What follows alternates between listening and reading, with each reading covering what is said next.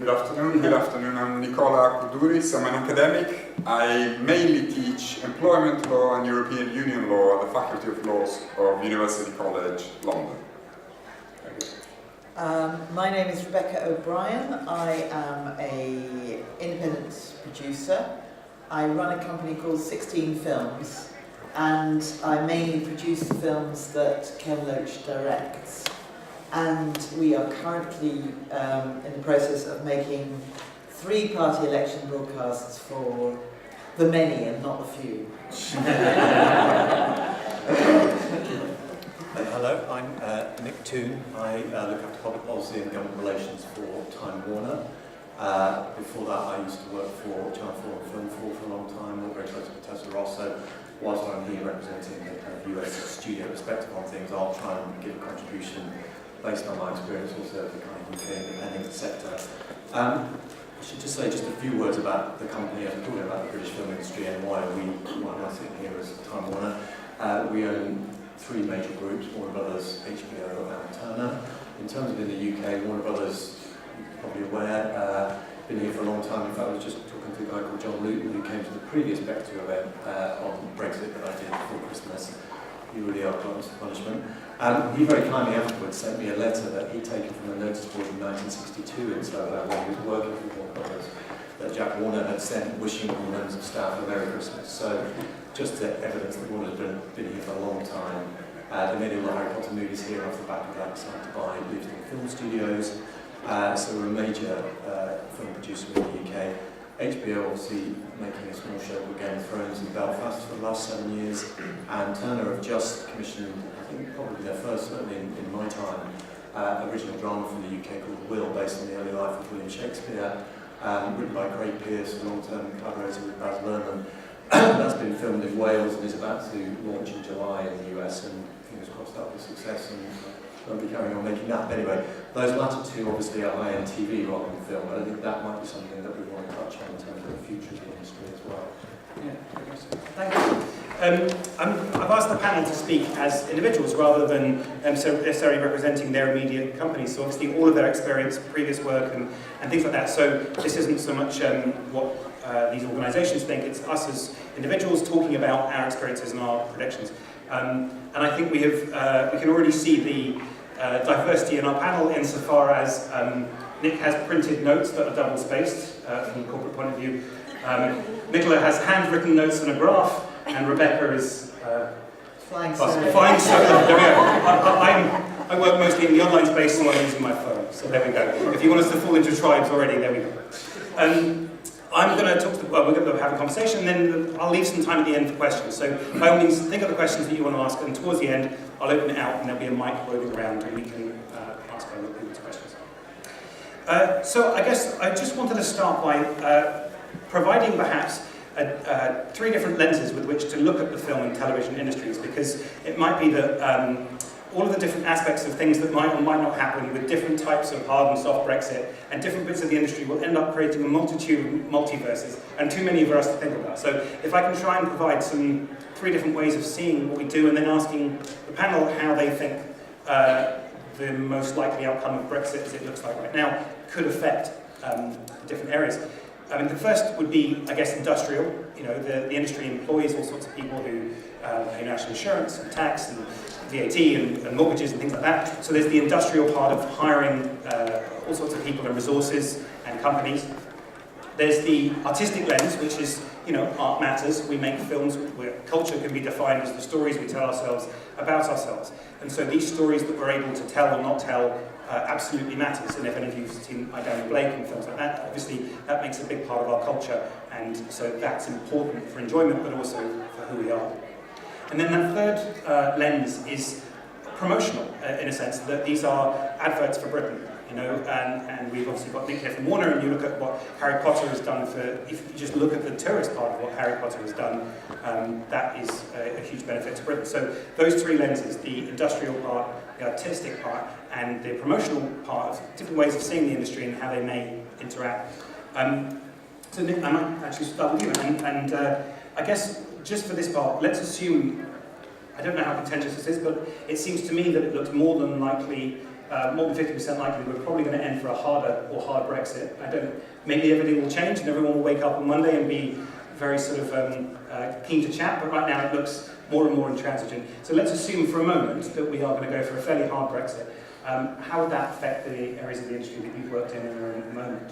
So I think the good news on that front, and I speak as someone who's spent an inordinate amount of time analysing the day after what exactly does this mean for our sector as opposed to the automotive sector or the aerospace sector, etc. But actually the good news is the impacts on our sector are potentially relatively limited, certainly on the industrial front. Come to your part in a minute. We don't have tariffs. It's not like producing cars. There won't be suddenly tariffs slapped on the border. We all woke up in the morning after panicking that UK content would no longer qualify as European, but because of something called the Transfrontiers Television Directive, that is a Council of Europe document, UK content will carry on being defined as European even once we've left the European Union. That's important because when European broadcasters are purchasing content, they have a European quota to fill. If we didn't qualify as European, that could be a threat. So lots of those things we were able to reassure ourselves were not a problem. So on the industrial side, really, we're left with one overarching issue which actually shared right across every sector of the economy, which is people. We're a very global, international business, we're very transient mobile, and so we need to be able to move people in and out of the country, and that both involves being able to attract the world's best talent in, and also, perhaps even at least as important, but more important than that, move our own crews and equipment around.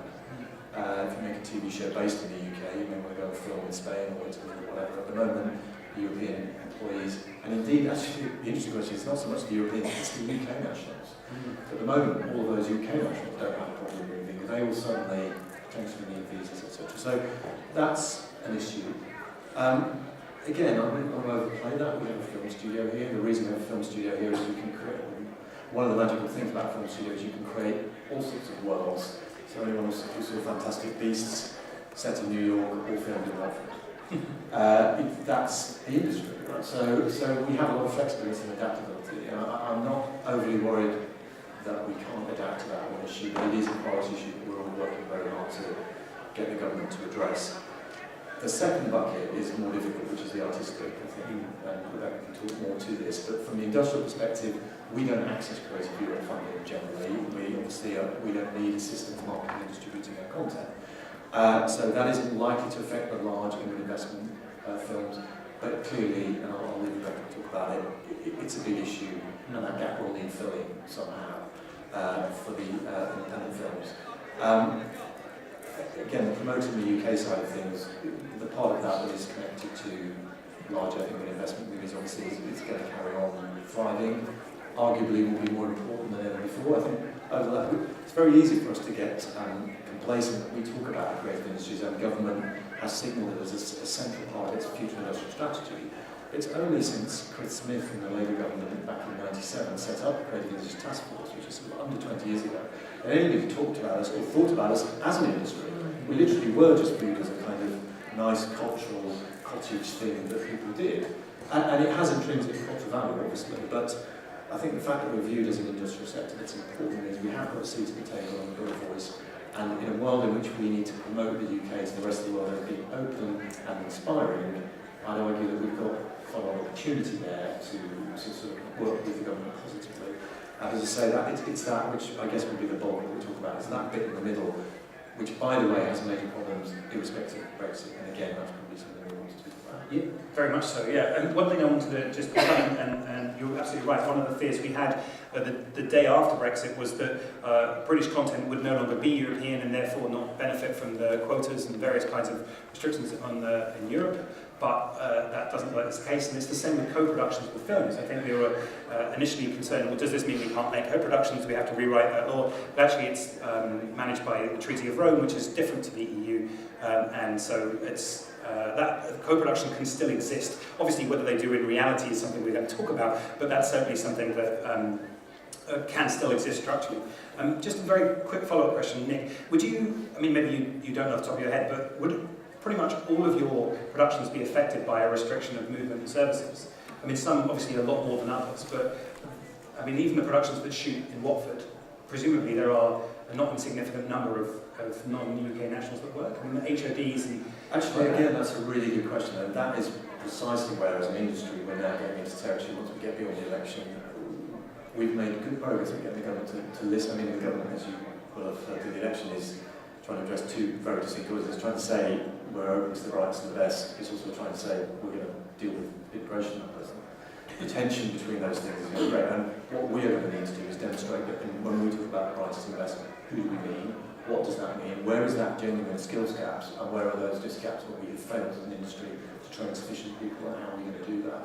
And I think it's really important that we do that research now to be really clear about what we're talking about. As I understand it on the film production side, it's not enormous numbers of people. I mean, we guesstimate that we're talking sort of 80 to 90% of people are UK nationals working on that projects. So it's a pretty small class of people, relatively speaking. If you look at visual effects, clearly we hear that, that's a pool that's competing with Google and Facebook for high-tech, high-skilled computer technicians, and it's 35 to 40% of the employee base as we understand it. So, Are British or non-British? are EU. Okay. Wow. So again, there's another important thing that I keep stressing to people that we mustn't forget, which is the first thing we have to resolve is the retention of the people who are here. So it's going to be, the challenge is going to be very different if what we're talking about is not filling a gap of 35% of people who've already left. If they get to stay, which we would very much like to, and the government keeps saying this, then it's about the ongoing growth going from there. And that gives us a chance, I think, to genuinely address some of the concerns that arose out of Brexit about job opportunities and training, whilst at the same time bringing an argument that we're going to need to be able to bring people in from all around the world for some time. And not just to fill skills gaps, but also because we're enriched by having other voices and other cultures around the table. Yeah, okay, fantastic. Thank you very much for that. Rebecca, maybe I can turn to you. I guess, yes, the same question. What's your particular view on how a hard or hardish Brexit would affect the projects you work on and the industry? Well, I mean, I think the indigenous sector, which I sort of represent, indigenous film production, which is the much lower budget films, which are made between £0 and £10 million, probably. I mean, those are the British films and lower budget films that the sort of the stuff that independent sector. We're being squeezed anyway, and I'm on the board of PACT, the producers organisation, and we've just published a paper which is about the issues within the independent sector, which are many, and Brexit sort of compounds that problem. One thing is that the great success of the industrial side of the business, and also the fresh impetus that's been brought to the whole industry with high-end TV being very successful, means that we suffer from competition, high competition for crew, for talent of all sorts to come and work on our smaller feeder films. I mean, for instance, the films that are made in our sector tend to be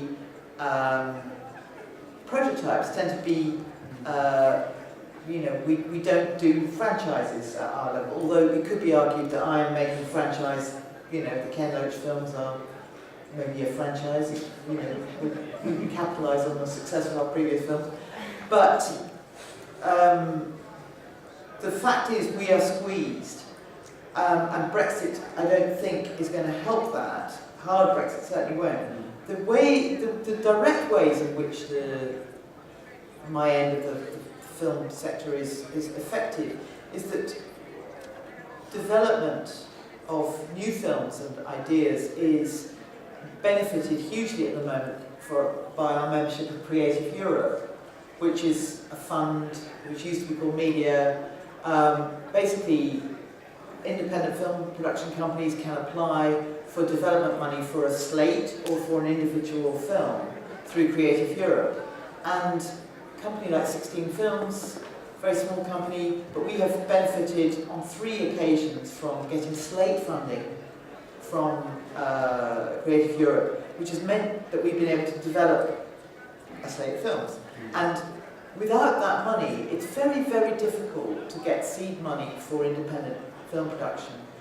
And that money has helped keep us going. It's helped develop the projects that we do. We could, post-Brexit, rejoin Creative Europe. We could pay to be members of Creative Europe. I'm sure Nicola will be able to tell us more about that side of things.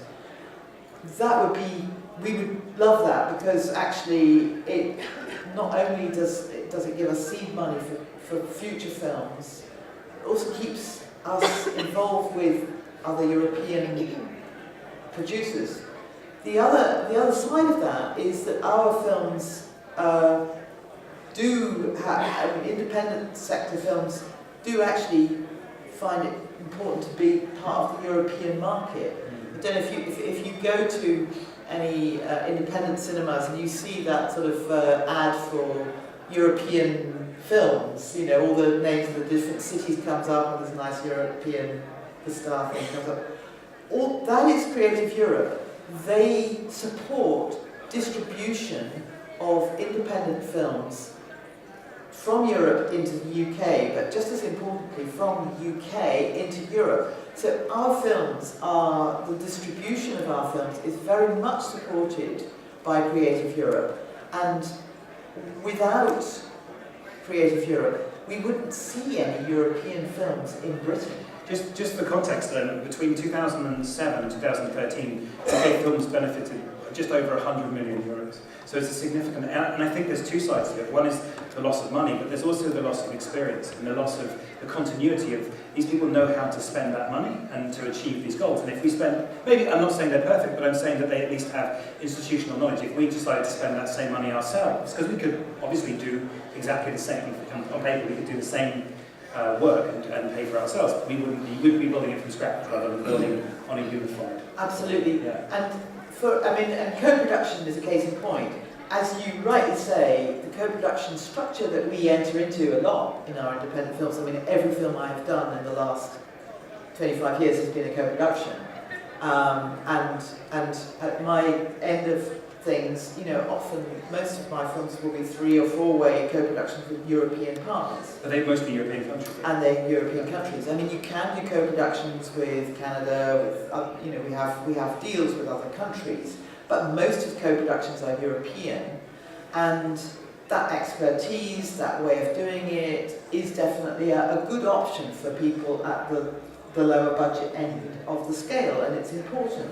And yes, we can still make them, of course, because it's the Treaty of Rome. But if there is an issue with the freedom of movement of people and goods and services, just as importantly, because some of my co-productions, like I do a co-production deal with Belgium regularly, where if I spend a certain amount of money in Belgium, I can use their goods and services, I can get the equipment and bring that to the UK, use the equipment, along with a couple of sparks and a couple of camera assistants. That's co-production. I'm using the goods and services. I'm also having a wonderful experience of working with a bunch of Belgians who are really good fun and good at parties. And Nick, actually, this is a key argument for why we need to retain. We don't have enough Belgians, yeah. Not enough Belgians otherwise. But it's the truth of the matter is, it really is good to mix and match, and to you know, I've benefited hugely from working with different people from different countries through co-production. I know, at the moment, I know that Belgium is seriously thinking of not entering into further UK co-productions. They're worried about it. So let's say, what would that happen? Let's say that the worst case scenario, the hard Brexit, and Belgium doesn't have any new relationship with the UK. What would the movement of people and equipment look like? Would it just not happen, or would there be? I don't think it would happen. That's 10% of my budget gone. Mm-hmm. I'm a bit worried about that, because I don't know where I'm going to get that from. Unless, as a result of Brexit, a hard Brexit, the government decides to inject, and this is something that we've asked for as PACT members, we've asked for a bigger injection of tax credit to support indigenous production, because we don't know where else we're going to get that money. We didn't anyway, because we're really squeezed. it's like putting together a patchwork of financing, which is how independent productions are made.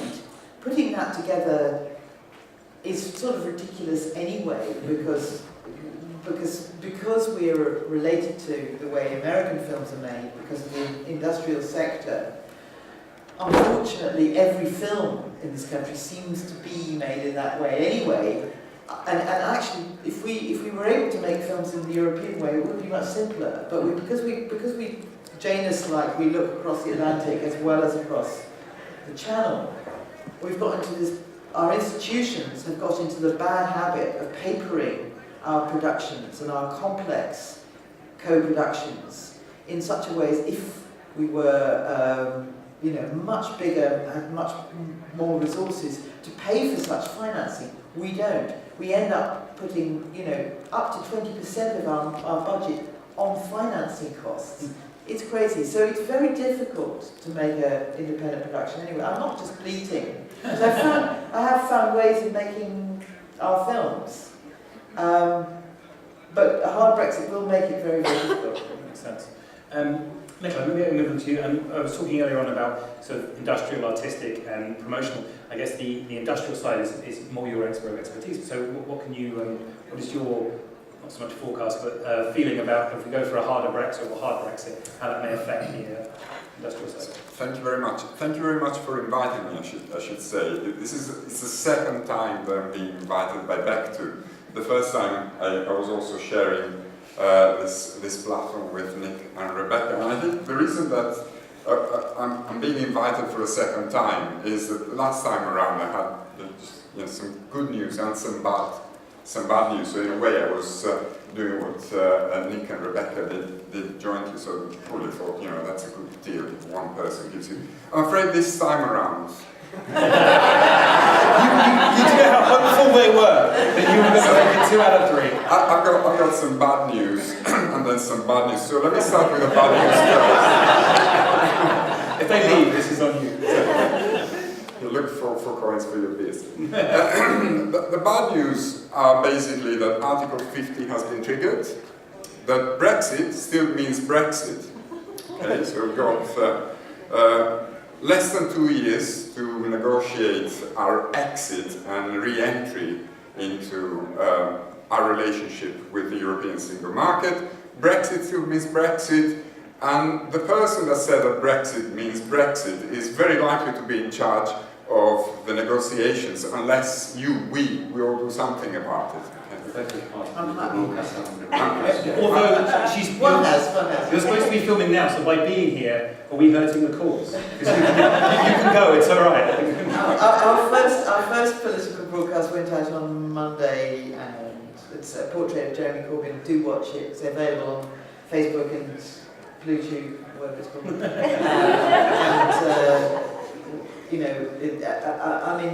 It is good that Ken supports Labour, because we're putting some very strong arguments towards trying to remove Brexit means Brexit.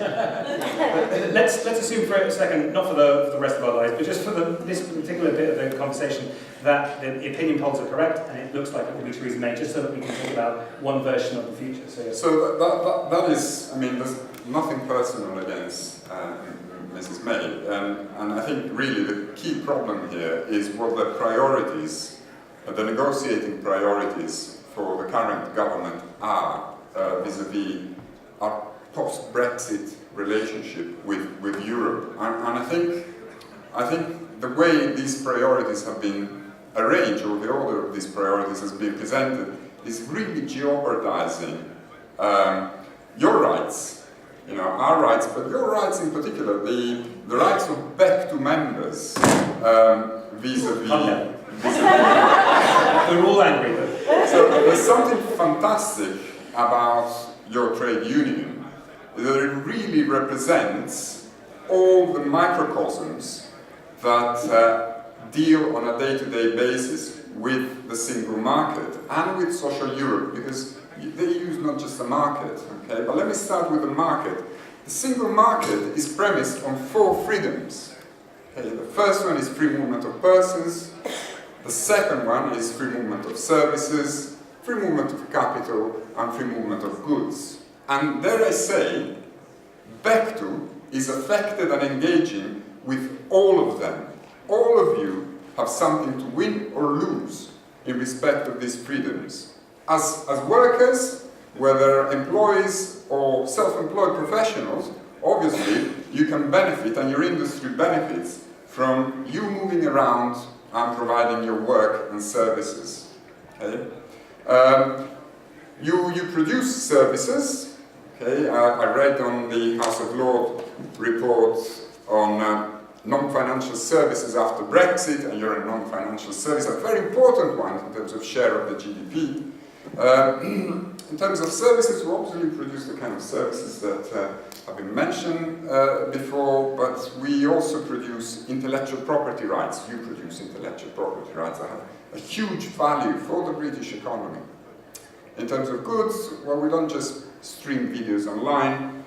A lot of you are probably writers. Some of you are also writers that write books, and books still are goods, they're proper goods that have to travel across borders. And we just heard from Rebecca that even productions or co-productions require free movement. And capital, well, obviously, whether you're a small producer or a large producer, free movement of capital is a huge asset, whether it's about gathering huge finance that large productions require, whether it's about putting together bits and pieces of private and public funding, a lot of it coming from Creative Europe, we just heard. Membership of the European Union has been beneficial and I think remains essential to the industry as you know it. Okay?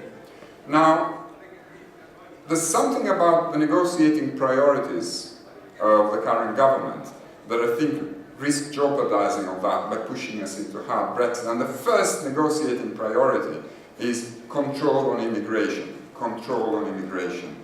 The way the European Union sees the single market operating is very simple. Okay? They see it as operating on the basis of the acceptance of these 4 fundamental freedoms. You cannot pick and choose.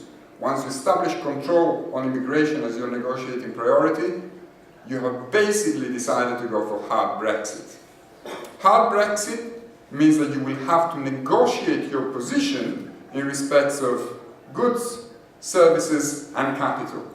The extent to which you can negotiate it successfully no longer depends on your preferences. You have to negotiate with a hugely experienced negotiating team that's been negotiating free trade deals for a very long time. Okay? And they know that they have a huge market behind them.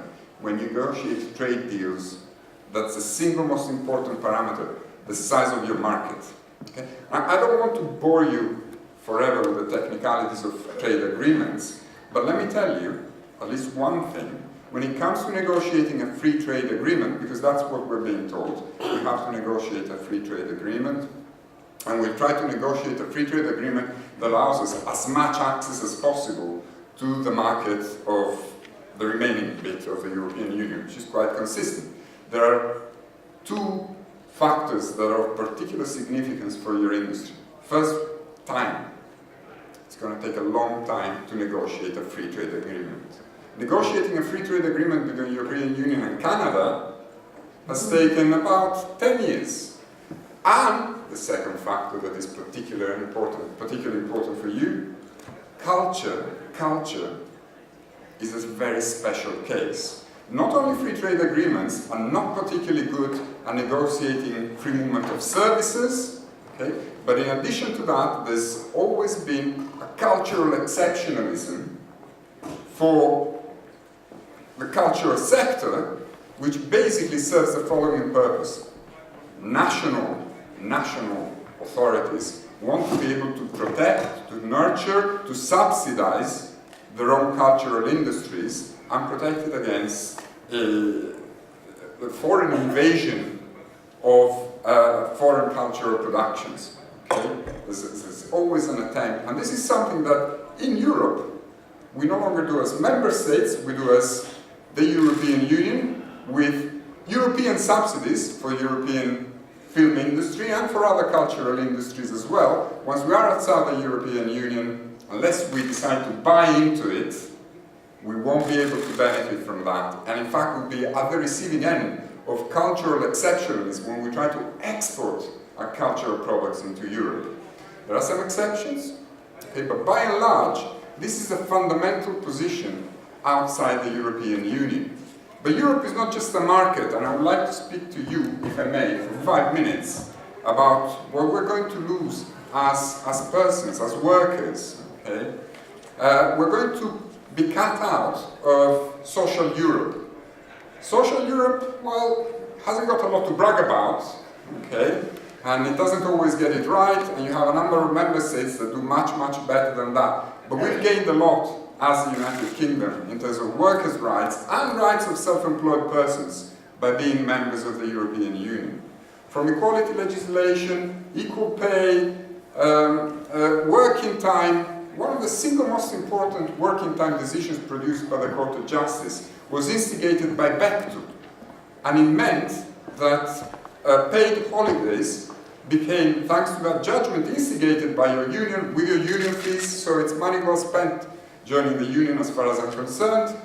It meant that through that judgment, the right to pay holidays became a day one right, and it has been for the past 10 years, thanks to Bechtel and a judgment of the Court of Justice.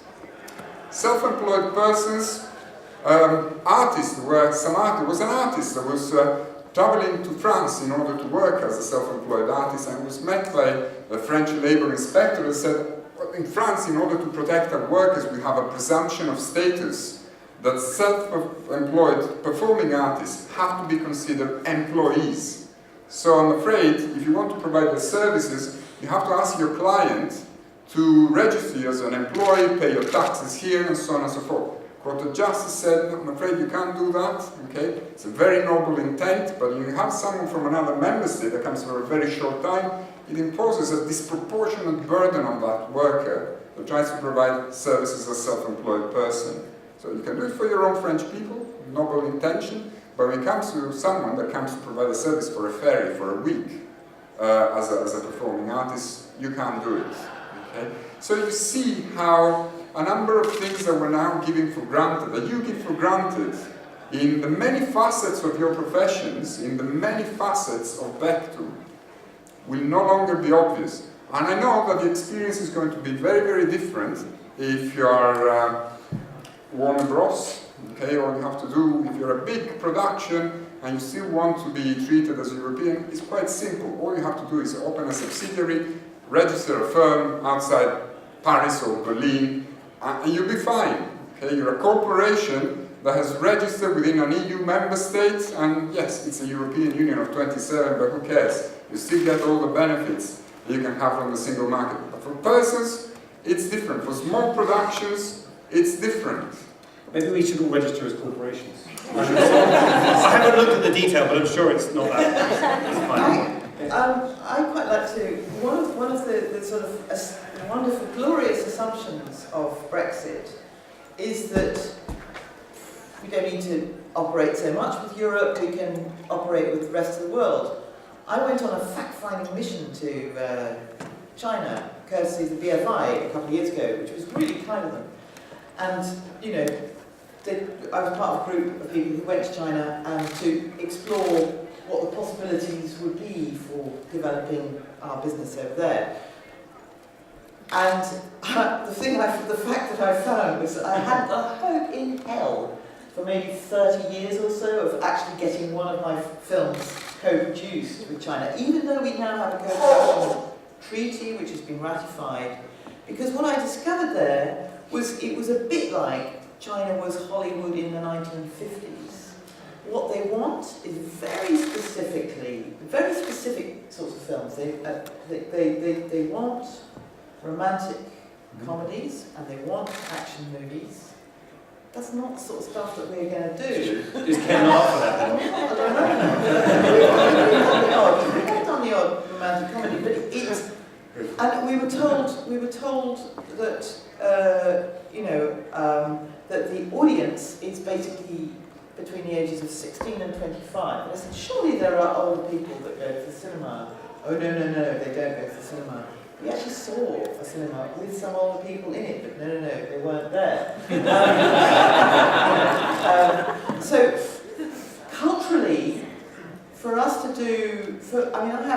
about ideas of films which could, which are relevant to China and stuff. And I really saw no hope in hell of making those films for, I reckon, 20, 25 years. And that's longer than average for development. Which is not bad. Just make it slightly more optimistic. Yeah, that was very negative. I was going to fall on my shoulders, but yeah, take the lead. Sort of in response to Nicola. First of all, just to say, yes, I absolutely get it. As an international business, by definition, I mean, we don't need to go and set up an office in Paris, or we already have one. We all great, right? I mean that in a totally positive way. It wouldn't be a sort of window dressing thing. We have very significant presence right across Europe. So it's part of the reason why for companies such as ours, Brexit in that sense doesn't quite have the same impact. But nonetheless, with enormous operations in the UK, we wish to retain them here. And so the challenges that will be faced by moving crew or whatever, they will, even if we have a French office, it isn't going to help us move people from the UK. So we stand shoulder to shoulder with the rest of the industry, and I think it's important that we do. It's why I agreed to come and do this panel. I think it's important we all identify ourselves as part of the same industry, even if different strands, and then work together. And the other, just slight optimism, and I'm like everybody else, looking for these glimmers in the darkness. But in the paper this week, I can't remember the name of the company, the French company that's behind Versailles, which is currently playing on the BBC, has just announced a €50 million investment fund, which is focusing on the UK for projects it's going to co-produce, co-develop in the UK, because it sees the success of what it's managed to do with Versailles as a French company. It's opened up international markets by co-producing with the BBC, and it wants to do more of that. And it's making that decision in the context of everything we know, which is it looks like, well, hard and soft Brexit. We are going to leave, and the Labour Party themselves, it's in the manifesto, we're going to leave. I figure that's going to be hard, however you describe that. It's going to face some challenges. So there are some interesting decisions, and sort of I don't underestimate the challenge of the negotiations, but we as the UK do have a lot to bring to the table in terms of the access to finance, the skills, the talent, etc. And that we have many relationships over many years below the government level, practitioner level. The challenge is going to be how do we bring that to the fore to influence the negotiations. Yeah, you're absolutely right, and you've created my plan. I was going to try and inject some positivity. Thank you for starting. I've got probably the hardest question I'm going to ask today, which is, what are the positive effects of Brexit? Not talking about on balance, I'm just saying there must be some things. Now, I'll kick it off by, I think we've got more control, after Brexit we will have presumably more control over our tax credit, because we don't have to get it ratified outside of the UK. I think we still... Oh, come on, I don't have many of these. No, I think because we are also part of, we will remain part of organisations within Europe, like I think there's an organisation which is of film authorities, and I can't remember what it's called, but the equivalent of BFI, EFADs, they are all friends and things, and I think there is actually, usually if you change the tax credit, you need to get it ratified. That's right. But, I think that there is a sort of unwritten thing where you don't tread on each other's toes, and I think so we can't really ride completely roughshod over what other European members do. Maybe a hard Brexit would enforce that we... Yeah, if we left everything to all up. It's because at the moment, favouring British companies and British people, actually, that word British has been taken out and the word European has been put in. That's the only thing I think. But you're right. The only other two things I can think of is one won't be affected by any changes to the single digital market. The idea that there will be one IP, the one territory, which is Europe, for everything, for Netflix and for iTunes, and I don't know if it applies to theatrical as well. Well, presumably not, because it's not digital. And then the other one is that in the very short term, or at least for the short term, one of the biggest effects of Brexit, because Brexit hasn't actually happened yet, we've triggered it, but we haven't actually left. But straight after, the day after the vote, the pound plummeted, which must have made chaps in Hollywood very happy, because it's better value to come over here. So there is perhaps strength to the inward investment sector from us flailing around. This is the best I can do for I wanted to ask the panel if there was anything else, if there was anything that, even if it's small, as a byproduct of this process that is possible, that would be put in the positive category. No? I'm sorry, we're now going back to where we were. The best... Nick's got something. Oh, Nick's got Well, something. on the currency, I mean, yes, it's made investment projects even more kind of financially attractive in the short term, but that's not a base on which to build a long-term No, strategy. because you can flip the next day. Plus, as a group, we have a whole range of activities, some of which are not positively affected, so net-net, I'm not sure how well the benefit is. Plus, it doesn't help, obviously, indigenous. Of course, yeah. On the tax credits point, I mean, this is part of the challenge of the pre-negotiating period. I mean, and these are the areas where, even if we term it a hard Brexit, a clean Brexit, we're nonetheless, one hopes in the negotiations, going to come to some agreement that says, okay, well, we will, in order to retain access to Creative Europe, or to the, they will say to us, well, in which case you'll need to apply your tax credit regime respecting our state aid rules. And we, in that sense, ought to be able to therefore say, well, we'll give you that. Yeah. We'll concede that to you, if that's what you want, in order to get the things that we want. So there's some benefit in the potentially, and actually the tax credit in the UK is very, very successful and positive, and I don't see that as a huge opportunity. It's more what comes to negotiations. In terms of the opportunities,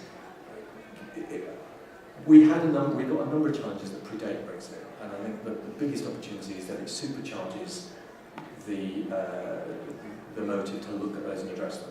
One was the skills gap and training.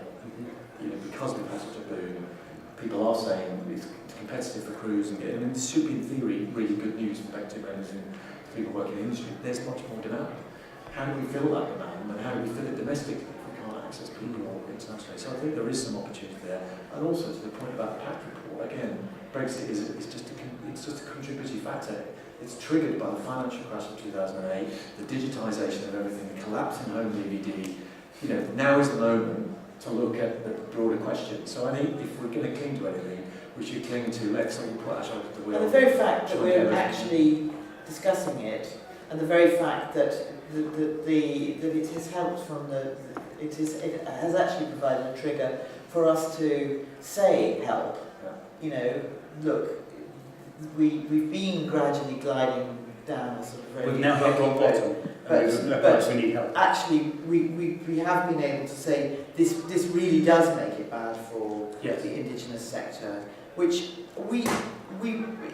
it is part of the whole industry, and I think the bigger companies do understand that it's an area that does need support because it's the nursery slopes. I think It's where training it's takes something I'm place. very passionate about, having spent a lot of time at Channel 4 and ITV and Film 4. I can't honestly say that people in Hollywood are sitting there thinking about the future of our cultural No, they're not. industry, etc.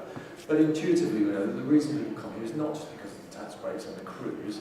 There's something cultural, deep-rooted and historical about it, from Shakespeare onwards. And I'm not just sitting here showing off that I still buy print media. But I was interested in this in The Guardian today. It's an interview with Kaya Scodelario, who's starring in the new Pirates of the Caribbean. And she was in Skins, which was a E4 commission at Channel 4. It was not driven commercially. I mean, it became successful, but that came from a public remit to commission new drama from new writers for new audiences. And what the feature then focuses on is Daniel Kaluuya, Nicholas Hoult, Jack O'Connell.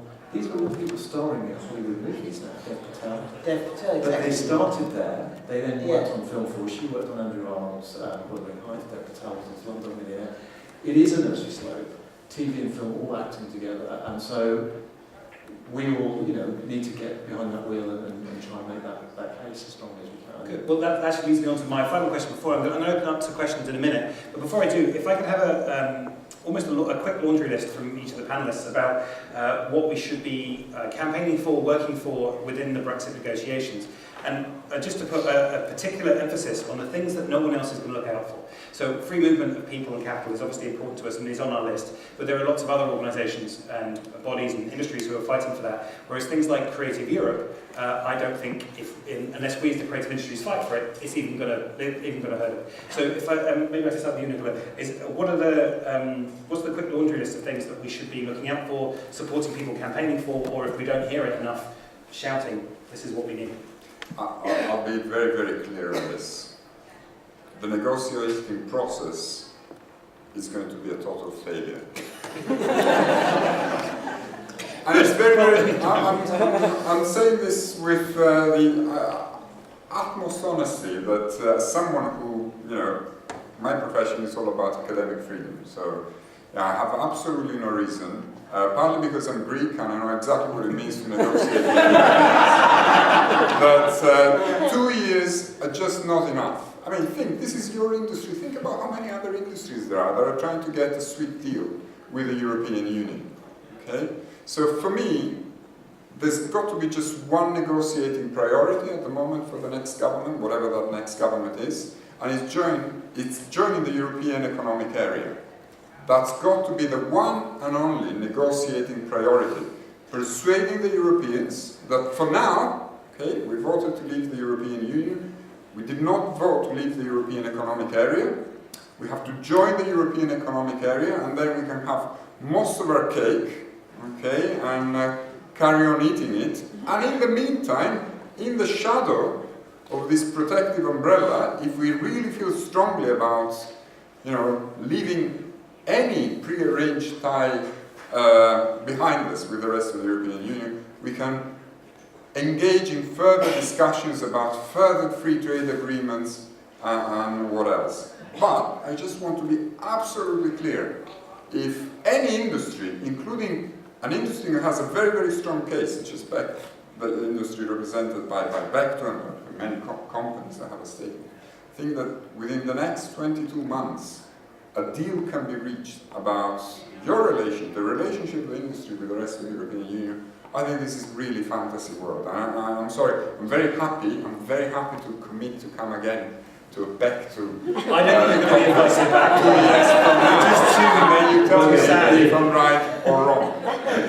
It's just not going to happen. Once you enter, once the negotiator will enter the negotiating rooms in the Berlaymont building in Brussels, there's going to be a huge, huge reality check. Rebecca, follow that. Is there anything you want to add? Any other details or anything else that we haven't brought up that we should be supporting the people who are making that voice, whether it's Becton or individuals? I think, well, as we've learnt in the last year, anything can happen in the next 20 minutes. I think we could, you know, we could be very surprised as to what could happen. And I think we should really think about why Brexit happened. And I think we need to listen to the voices who brought about Brexit and really just take that on board with what, in terms of whatever we choose to do. So I'm not going to say, I'm not going to prescribe anything, or, I mean, obviously I want us to be in Creative Europe. Obviously I want the furthest left-wing government that we can possibly get, because I feel that Brexit would be softer. But I just think we need to stop trying to think about what is best for us as individuals, but think about why the country has got into this place in the first place, and remember that there are other things that are part of it. So why did it happen, and why was it such a shock to so many people? Yeah, and that just be wary that and you know, we can all influence the outcome in a way by our own actions, and that's why Brexit happened. It's very interesting. Good, thank you. And final word? Well, I would say there are two very clear priorities for us in the industry, and they stand irrespective of whether Nicola's description of the what's now. I mean, we can't, you know, we just don't. We can make some educated guesses, but we as an industry just don't know and don't control how that process is going to go. I would say irrespective of that, there are two very clear priorities we should be discussing. The first is the immigration question. You're right, even though that applies across everywhere, I think it's fairly obvious, assuming there is a return to Conservative government, they are going to have a system of visas and quantities of people in certain skilled trades available, and there is going to be one almighty cross-UK industry scrap for your allocation of that. And so we absolutely, as an industry, need to be marking out and researching and providing the data to say we need 20,000 of those for these kinds of people in the visual effects sector.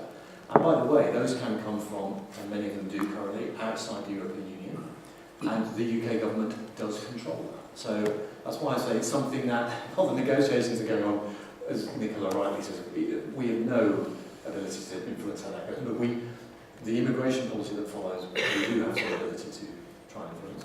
And the second one is the Creative Europe funding. Now is the time to again provide the research, the data and the evidence to make this case about talent and supply chain and the value and importance of that money to government and figure out how that's accessed. And it may well be that trying to get it through Creative Europe is not, we can't do that, in which case we want UK government to do something different. And it may be not so good or it may be better, we don't know. But I wouldn't give up on that yet. I mean, given what we just described as the challenges facing the sector, we all live in this bubble where, I mean, I don't really understand it that well, and I work in the industry. People out there don't understand it at all. What we're talking about when you go to, if people even go to an independent cinema and see the thing and the promotion, they just sit there thinking, oh, that's lovely.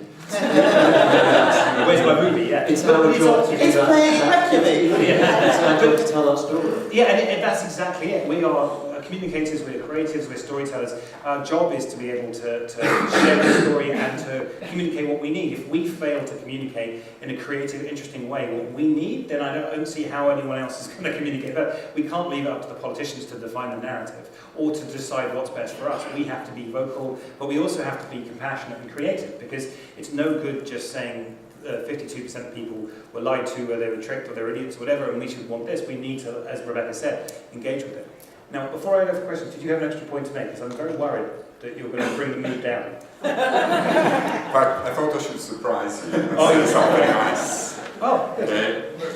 What I wanted to say is that, although this, as I'm sure you've gathered, I take a rather bleak view on the negotiation, I think this is the opportunity that the sector, that the industry has in order to put forward to whatever government we have the following argument. Successful negotiations are based on successful diplomacy, and image matters. Okay? Now, I don't know how many sectors can claim to have shaped British image the way you have, the way your sector, the way your industry, the way Warner Bros. In producing some amazing pieces of English culture can claim to have. I mean, the banking sector. I think you can only get away by exporting so many jugs in the rest of Europe. And I think you have to put in the internal negotiating table that your sector is hugely important for the projection of a positive image of Britain in Europe. And believe me, Britain at the moment has an image problem. Okay? Forget cool Britannia. That's all gone. And I think your sector, the productions that you have two completely different types of producers here, or representatives of producers, both crucially significant to Britain's image. And I think this is something which is quite concrete. You can work on. It may feel immaterial, probably doesn't generate a percentage of the GDP, or that you can measure, but it's hugely important. And I would like the sector to feel really confident about that, because as a European, that's how I perceive it. wow, you did surprise me. Brilliant. Thank you very much. We have probably about 10 minutes for questions. So if you, the lights are on, great. There's people roving. So there's a question here. I promise it wasn't Liam, it wasn't the furthest from where you were. It was the first person I saw. Yeah, just pop it up. This is a question to Nick, but I think in general would be of interest. Because I know I've said this before, but our interest here, our industry is seriously undercapitalised. If you look, for instance, Merriam Comics has got more money at his disposition than BBC Films. This should not be the case. Now, let us assume that this will be made even worse by Brexit. What do we do?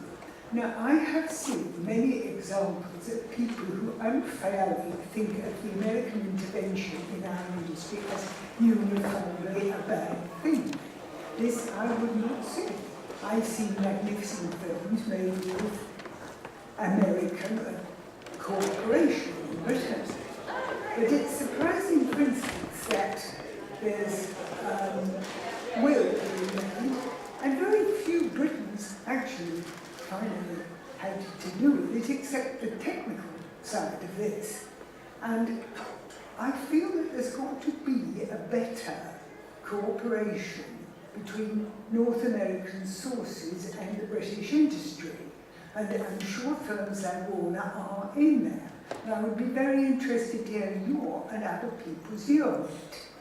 We cannot stay isolated, especially if we're being cut off from Europe. Okay, thank you very much. Nick, do you have anything to say on that topic? Yeah. I don't know, I mean, if we're talking about the cultural part of the sector, I think it's hard to expect other nations to fund our cultural objectives. Yes. I think the two things can work side by side, and we hopefully, by investing and supporting and working together, can contribute something. But I think the question is of what we do without Creative Europe and whether BBC Films gets enough money, whether Film 4 gets enough. Those are questions for the UK itself. And we haven't really touched on high-end television. I know it doesn't help solve the problem of independent TV. But I would just, again, hold that out as a bit of a, well, certainly a major cause for optimism. When I was at Channel 4, we were under a lot of pressure to make more outside the nations and regions, always looking to do things because of the quotas we had. But we all know that really to have a real impact and create a cluster, you need returning drama. And the truth is, 3 domestic TV channels cannot produce enough domestic drama to keep Glasgow, Belfast, everywhere you work. So when I got this job, I didn't know that much about the company before I started, to discover that on top of everything else, HBO had just greenlit a show called Game of Thrones in Belfast. I mean, I myself was, so did I get that? Why are you in Belfast? But anyway, it's now been there 7 years, had a tremendously invigorating effect, and as a result of that, new studios places have been built in Belfast. The BBC have been making live. It's up. The BBC's going in Northern Ireland. Northern Ireland have gone out and used as a calling card around the world, and it's it's a catalytic thing. But I think the idea that investment money is going to come and fill that gap, I think, is well, evidence suggests that's not going to happen. Makes sense. Just for time, I'm going to move on to other questions because I want to try and get two more questions while we've got time. There's one here. Yes, yeah, I just wanted to ask, I think Rebecca alluded to some of this about our partnership with Europe. I'm part of a generation which was the experiment of European culture. I feel very integrated across Europe. I have family members all around Europe. Half my family don't live in this country either. So not just people from the UK who have left, I am a very integrated person. And I fear that we will lose what has been growing over these years when, more people have been travelling on EasyJet and all the other bucket airlines to go and explore the European world. And, whilst I don't have a huge disdain for the American sector, what are we pushing ourselves to create? What kind of, stories will we be making if we cut ourselves or sort of see ourselves in this sort of post-Brexit mentality as sort of islanders? I think I can be a bit positive, actually. It's a bold claim, Rebecca, bold claim. Because I think creativity and storytelling actually tends to find a way of overriding economics. And for instance, with my own company, I'm very much dependent on the French. I make French co-productions all the time. I think we will find a way of continuing our relationship. I've been completely dependent on Europe for 25 years. I couldn't have made Ken's films without that support. I think that the partnerships and relationships that I have built over those years will remain, despite the fact that we're leaving. I think that other people will still have relationships, will be able to build relationships with other European partners just because they want to. We had relationships with European partners before we were in Europe, because they're close, and because we do freely, we will still travel to Europe and We'll still be allowed to talk to them. We'll still want to tell stories. So, and there'll probably be stories that will happen as a result of Brexit. So I think there is a creative element that will override things. There is, and I think we shouldn't forget that. I mean, when I've worked in countries where we don't have a relationship, for instance, I've worked in the Middle East, for instance. You make a way to make it happen. So that's my positive bit. Good, thank you. Just time for one last question. There's someone just right here with you, Liam. Right in front of you. Yeah. Now with a hand up. Hello. One question I was wondering, with regards, obviously, some productions, especially ongoing series, may have crews that go over the borders into Europe from the UK and stuff like that.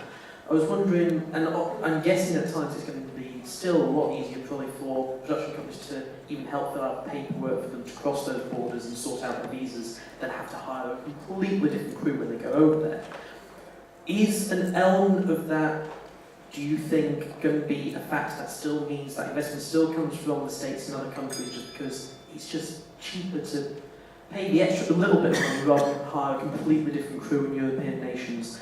And then when it comes to, say, freelancers, would we say potentially Bet2 might be able to step up and give advice for people who need sort of help, know how to fill in those forms as well and stuff? So, Rebecca, do you think that you'd stop, I mean, it's hard to tell, but, you know, looking forward, you'd stop taking crews out there, or it would just be more annoying and more expensive? So boring filling in carnets. That's what we used to do in the olden days. And it's really boring. And it's just such a... that puts you off in the first place. But as I just said, you know, I'm sure we'll find ways. And, you know, we're pretty ingenious people, us production people. You know, that's the art of what we do, is we find ways around tricky situations, and if they throw something in our way, then we'll find another way around it. And that's what I love about doing productions, and that's what I love about being a hands-on producer, is that you do find ways around things. And diplomacy is, as Nicola said, is a fundamentally important element to the whole thing. And how we play our exit is fundamentally important to all of that. So I don't really know the answer, but I just think that those elements which have been thrown out. Well, let me just take forward with that. I mean, obviously, there are numbers of people who work on our shows who are non-UK, non-EU nationals. Again, it's something to bear in mind when we get into the, oh my God, how can it be possible to manage this system when we're out? Those people get to travel with shows. We don't leave them behind when we go to Europe or elsewhere because there's a system for that. Now, if you make the cost and the friction of that too great, that could be a problem. But that again is what we need to make sure the government doesn't replace the old system with the new system, the current system with back to carnets, but something that's maybe easier and a bit more flexible. And again, I'd echo what Rebecca says, which is the industry's incredible ability, and it's what's magical about it. And when obstacle gets put up, you were going to go there, and now you're going to do that, you're going to do that. People don't just throw up their hands, they find a way. So that bit of it, I'm reasonably optimistic about. Yeah, but it's a very resilient, creative industry with all sorts of people who, I mean, in many cases, many films wouldn't exist unless people did 27 incredibly ingenious, clever things. This might be 29, 30, but it's not going to mean we can't make films. Purely because of time, I've got to call it there. We all need to go to the pub and drown our sorrows. Please have 2 pints fewer so you can join Bet2. You can sign before you drink. But before we go, please can you join me in thanking our distinguished panel.